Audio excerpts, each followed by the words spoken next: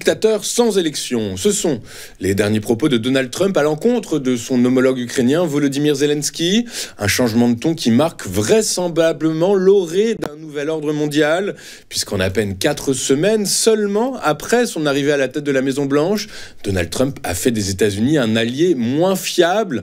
On pense notamment au démantèlement de la principale agence d'aide américaine, fournissant une assistance aux pays en développement où la Chine cherche à s'implanter. Le projet de Trump de s'emparer de Gaza et d'expulser les Palestiniens de l'enclave anéantit des décennies d'efforts de Washington pour négocier une solution à 2 États. Et ces projets d'augmentation des tarifs douaniers ont annoncé la fin de la mondialisation alimentée par les Américains. Pour les experts, la réputation de fiabilité et de prévisibilité de l'Amérique a été sérieusement compromise. En France, c'est de justesse que la candidature de Richard Ferrand à la présidence du Conseil constitutionnel a été approuvée hier, et ce, à 1 voix près. Ce proche d'Emmanuel Macron a donc convaincu une infime majorité d'élus des commissions de loi du Parlement après ses auditions. Sa candidature a été approuvée par un vote dans la commission des lois des 2 chambres du Parlement, avec 39 voix pour et 58 contre, alors que 59 étaient nécessaires pour atteindre le seuil nécessaire pour entraver sa nomination. La gauche avait prévenu qu'elle s'y opposerait, tout comme les députés du groupe LR. Mais c'est surtout l'abstention des députés d'extrême droite qui a permis cette nomination. Ils n'en font donc pas plus pour que Mathilde Panot l'accuse d'être parrainée par Marine Le Pen. Toujours est-il que techniquement, Richard Ferrand n'est pas encore président du Conseil constitutionnel.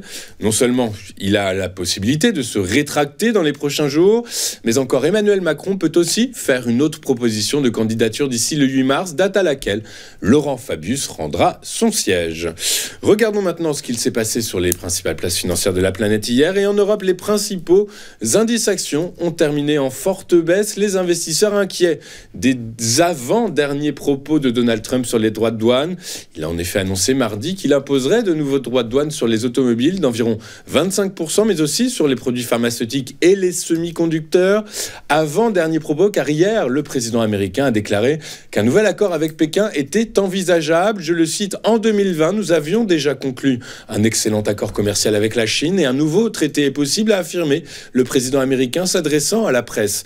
Dans Air Force One, l'avion présidentiel, entre Washington et Pékin, il y a un peu de concurrence, mais la relation que j'ai avec le président Xi Jinping est, je dirais, excellente, a-t-il ajouté. À Paris, le CAC 40 a reculé de 1,27% à 8102 points. Le FTSE a cédé 0,69%.